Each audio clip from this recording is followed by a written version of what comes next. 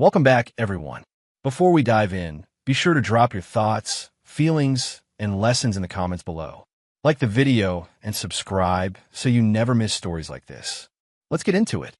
The cruelest thing my fiancée ever did wasn't behind closed doors. It was the night she looked right past me at our engagement mixer and said, loud enough for strangers to hear, "Go stand over there.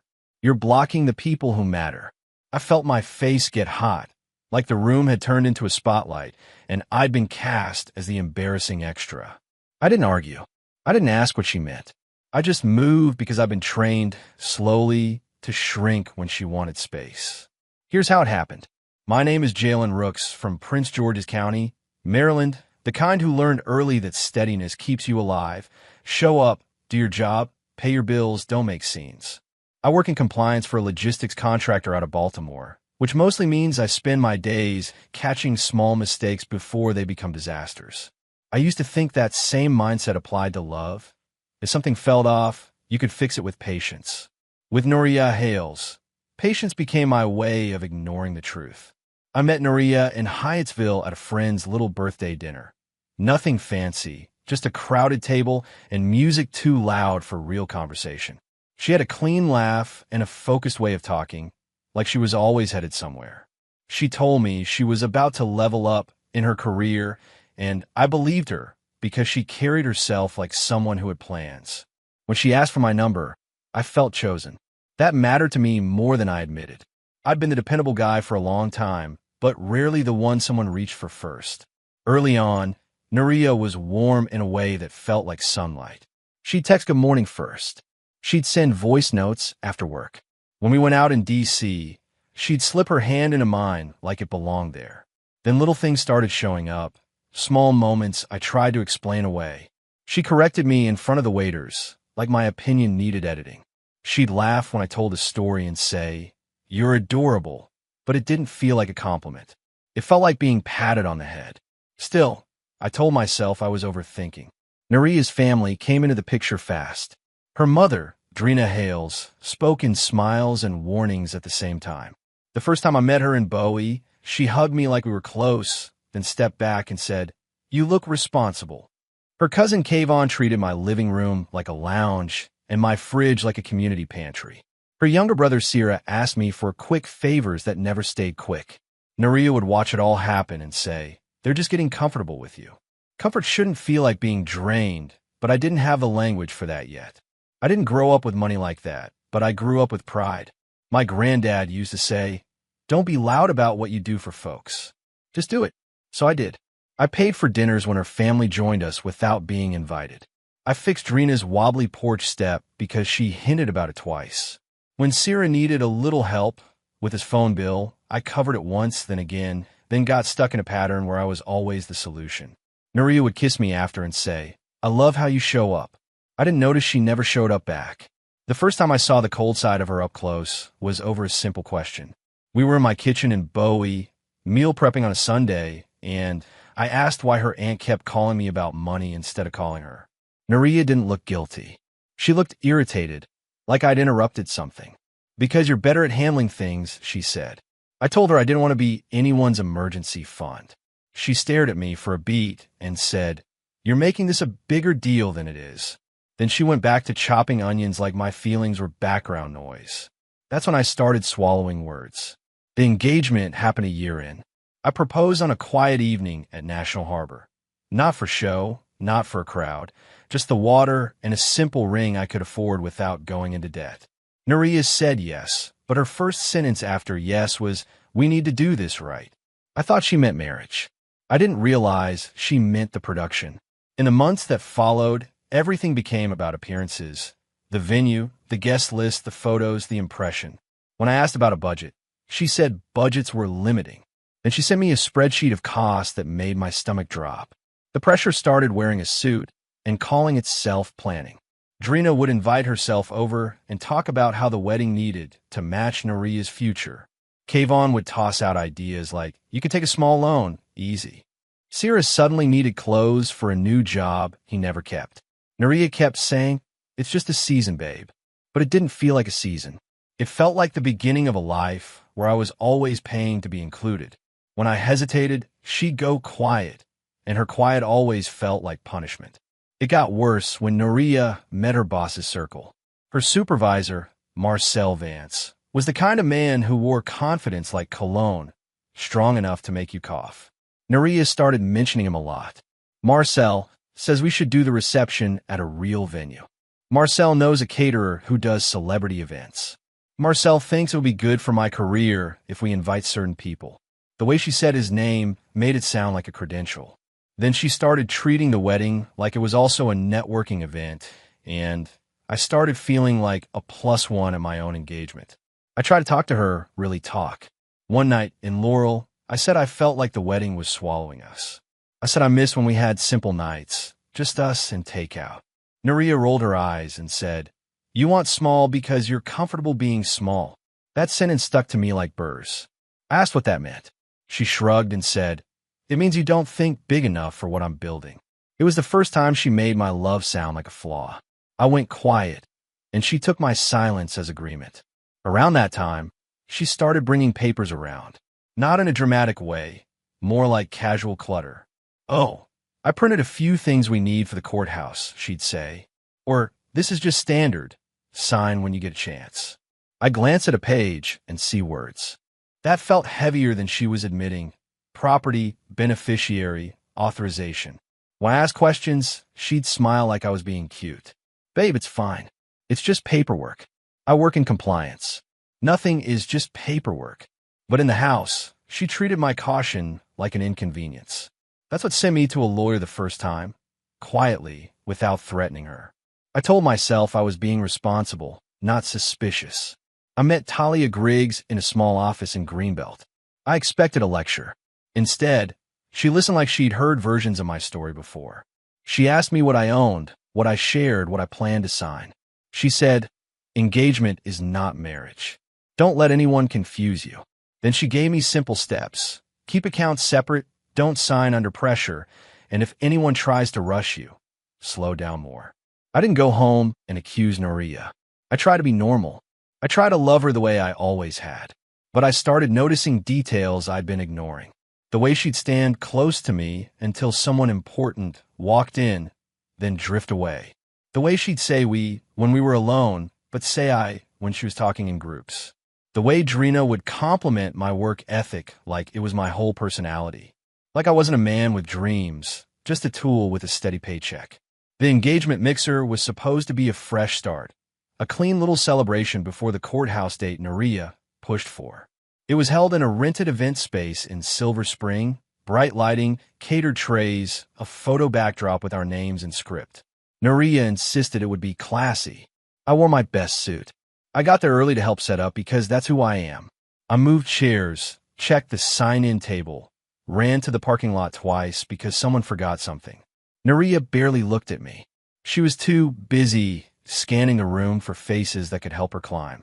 When Marcel Vance walked in with two couples behind him, Nuria's energy changed instantly. She straightened her shoulders, laughed louder, and moved like she was on stage. I stepped toward her to greet them with her, because I thought that's what partners do. She didn't take my hand. She didn't introduce me. She just slid in front of me like I was a lamp in the wrong spot. Then she said it, the sentence that turned my stomach into stone. "Go stand over there. You're blocking the people who matter." People heard. I saw it in their eyes. Quick glances, tiny smirks that awkward pity people try to hide. My chest tightened so hard I thought I might cough. Nuria didn't care. She smiled at Marcel like she'd just told a funny joke. I walked to the side of the room and stood near a fake plant like I was part of the decor. The worst part wasn't the embarrassment. It was the clarity. That moment showed me exactly where I ranked. Not first, not even close, just useful. I stayed because leaving in that moment would have made a scene, and Nuria would have loved calling me emotional. So I stood there and watched. I watched her laugh too hard at Marcel's stories. I watched Drina float from group to group like she was hosting, even though she didn't pay for anything. I watched Kayvon take selfies near the food like he was someone important. And I watched Nuria look at me only when she needed something, like when she gestured for me to bring her purse because her hands were full with handshakes. Sometime after the speeches, I went down the hall toward the restroom just to breathe. That hallway was quieter, and I could finally hear myself think. That's when I heard my name from the service door area. Naria's voice, low and sharp, paired with her best friend Sable Wynn. I didn't mean to eavesdrop. I just froze when I heard Jalen the way she said it, like a problem, not a person. I stayed still behind the corner, not moving, not announcing myself, because my body knew before my mind did that I needed to hear the truth. He's not going anywhere, Naria said, and Sable laughed like it was obvious. Naria continued, after next week, once he signs what I need, it's locked. He'll do it because he wants to be chosen. Sable asked, what if he reads it? Naria's tone didn't change. No guilt, no hesitation. He won't. And if he does, I'll make it about trust. That always works. Then she added, casual as breathing, he's lucky I'm giving him a last name that means something. My hands went numb. Not anger first, just numbness like my nervous system hit a pause button. I walked back into the room with my face steady, like I hadn't just been peeled open. Naria came over and touched my arm, performative sweet, and whispered, you okay? I nodded. She smiled like she'd fixed something and went right back to Marcel. That's when it hit me. She didn't even see me as someone who could leave. In her mind, I was already owned. I stood there another 20 minutes, then told her I was going to the car to grab mints. She didn't look up. She just said, okay, like it didn't matter where I went. In the parking lot, I sat in my car with my hands on the steering wheel, breathing like I'd run miles. I didn't cry. I didn't punch anything. I just felt this clean, cold understanding settle in. All the moments I'd brushed off lined up like receipts. Her mother's entitlement, the rushed papers, the way Naria kept steering me towards signatures and shared access, the way she collected my effort and returned criticism. I opened my phone and called Talia Griggs. It was late, and I expected voicemail. She picked up, calm, and said, tell me what happened. I told her everything, including the exact words. I told her Naria pushed a courthouse date and kept sliding documents my way. I told her how the family treated me like a resource. Talia didn't sound shocked. She sounded focused. Do not confront her tonight, she said. Do not sign anything. Tomorrow, secure your accounts, secure your home, and end the engagement in writing. Clean and simple. If she threatens you, we document. If she lies, we document. If she tries to touch your assets, we block it. She paused and added, you're not crazy. This is a pattern. I stared at the mixer's building lights and realized I'd been waiting for someone to say that. I went back inside and finished the night like a ghost. I smiled when I had to. I shook hands when people reached for mine. I didn't drink enough to get sloppy. I watched Naria soak up attention like she was charging herself.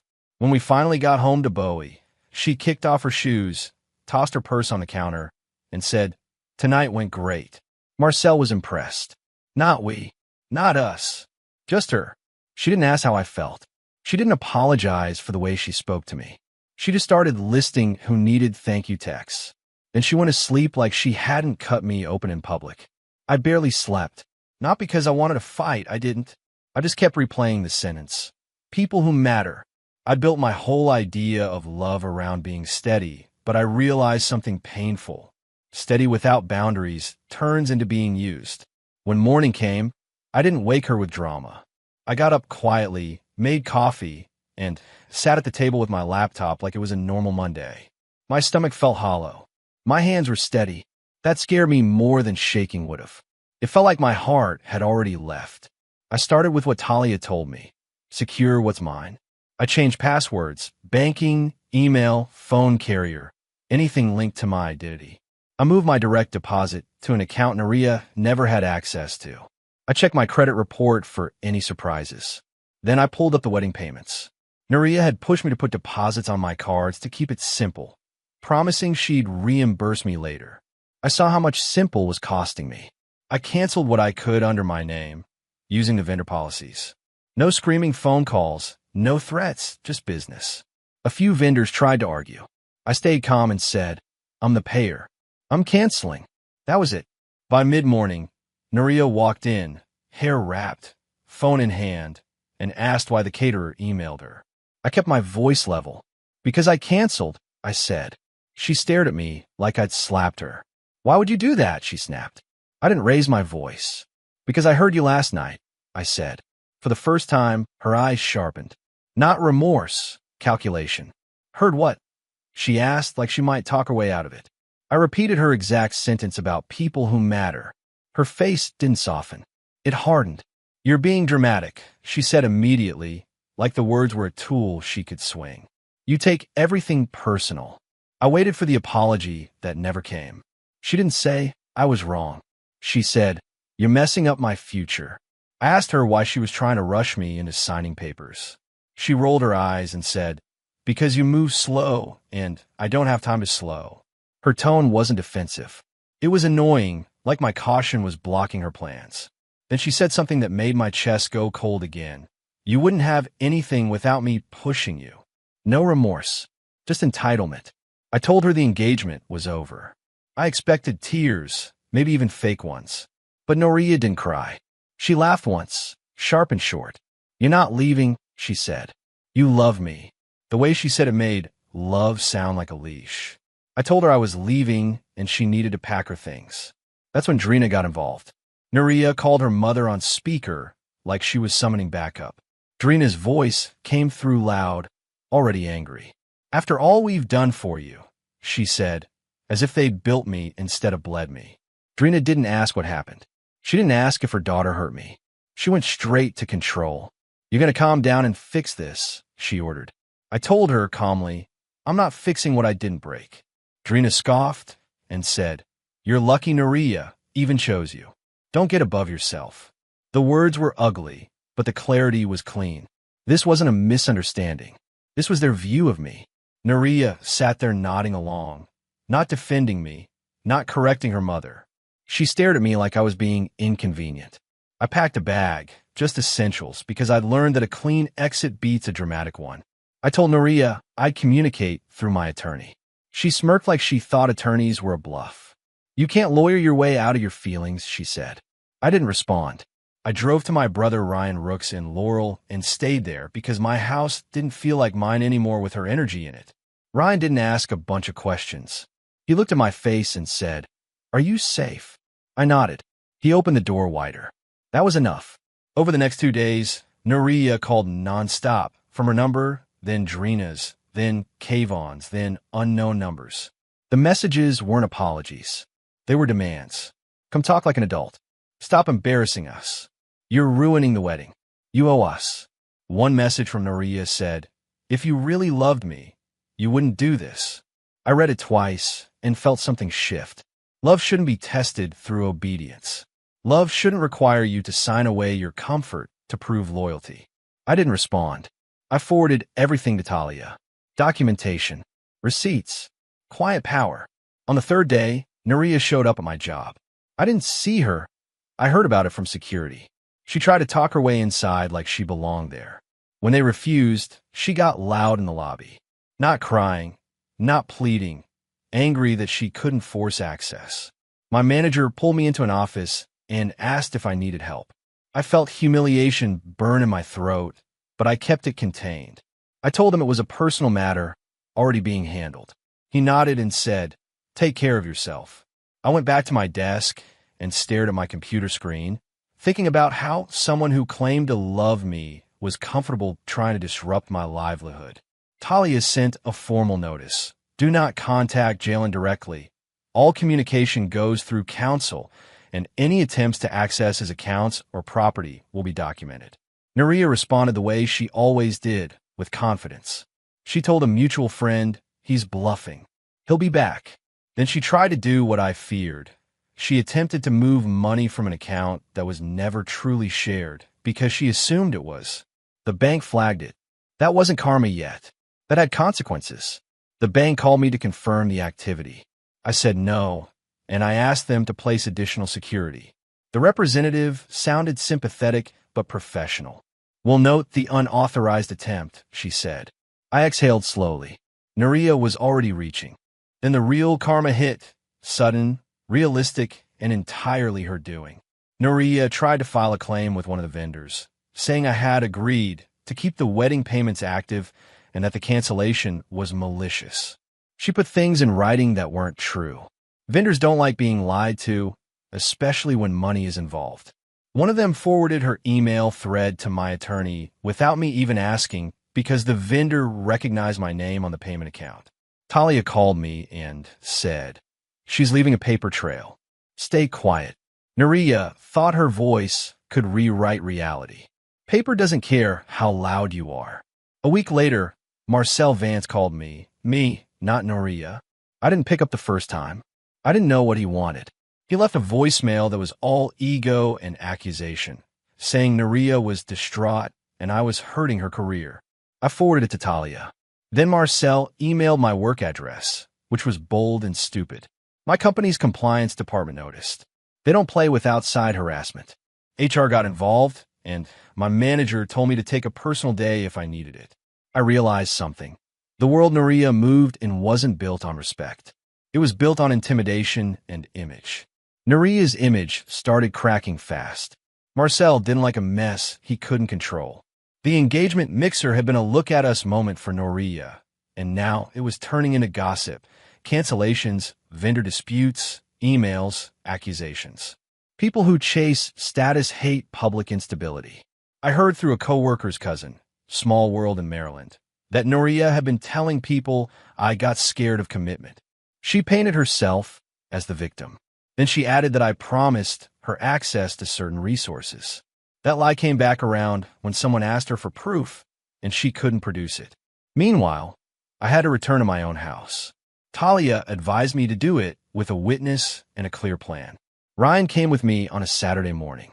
When we walked in, the air felt different, like someone had been living there with anger. Nuria had moved some of my things into piles, like she was making statements. She was there, sitting on the couch, waiting. She didn't look sad. She looked ready to win. "So you're really doing this?" she said. I said yes. She smirked and said, "You'll regret it." That was the closest thing to emotion she offered. Not sorrow, threat. We kept it practical. I told her she needed to move out by a date, and my attorney would send the terms. She laughed and said, "You can't kick me out." I reminded her, calmly, that her name wasn't on the deed and she paid nothing toward ownership. She looked stunned for half a second. Just a crack. Then she recovered and said, "We're engaged." That counts. It didn't. Not legally, and not in my life anymore. When she realized she couldn't bully me, she switched tactics and tried to shame me. "You're going to die alone," she said. Drina's favorite line, delivered like a curse. The move-out happened with tension, but no violence. Nuria called friends to help her pack, and they walked through my home like they owned it. She made sure to laugh loudly, like she was proving she didn't care. She didn't cry, didn't apologize, didn't ask if we could fix it. She only asked, "What am I supposed to tell people?" I answered, "Tell them the truth." She rolled her eyes and said, "Truth is whatever people believe." Then she walked out carrying her boxes like she was leaving a job she hated, not a man she planned to marry. 2 weeks later, I got a notification that someone tried to open a retail credit account using my information. Because of my job, my credit monitoring was already active. The attempt was blocked, but it was a clear escalation. I sent it to Talia. She didn't sound surprised. "We'll handle it," she said. We filed a report, put extra freezes in place, and documented the timeline of Nuria's attempts.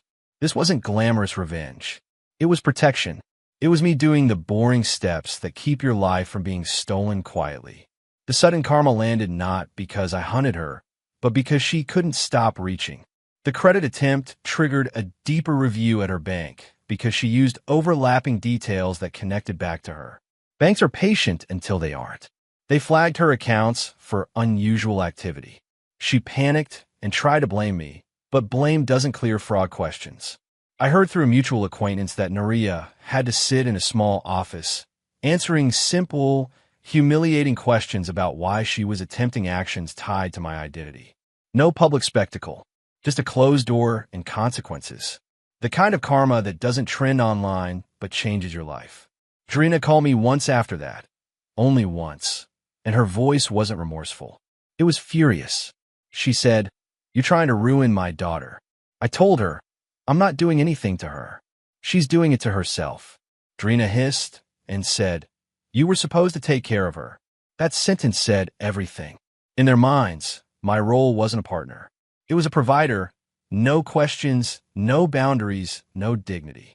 I ended the call and blocked the number. I didn't feel triumphant.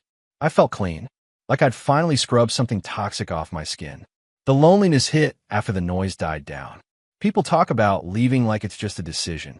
For me, it was also grief. Grief for the future I pictured, grief for the version of her I wanted to believe in, grief for how long I tolerated disrespect just to keep love alive. Some nights at Ryan's place, I lay on the couch staring at the ceiling, hearing her voice in my head calling me small. And I had to fight the urge to prove her wrong by doing something dramatic. I didn't. I went to work. I ate real meals. I lifted weights. I kept my life quiet on purpose. I moved back into my house and changed the locks. I replaced the garage code. I rearranged the furniture so the rooms didn't carry her shape anymore. I canceled the subscriptions she'd added. I sorted through the closet and donated the suits I bought trying to match her look. That part hurt more than I expected. The realization that I'd been reshaping myself to earn a place that should have been mine naturally. I started therapy with a black male counselor in Lanham who didn't let me hide behind jokes. He said, "You didn't just lose her. You lost the habit of abandoning yourself." That hit hard. Months passed. The wedding date came and went like a quiet storm that never formed.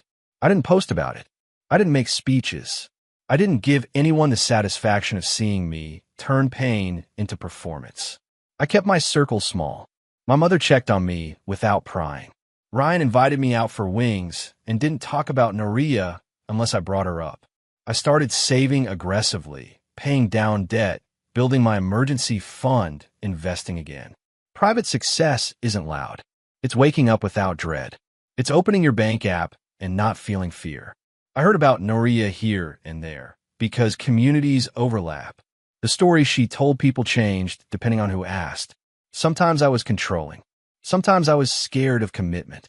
Sometimes I was jealous of her career. What never appeared in her story was accountability.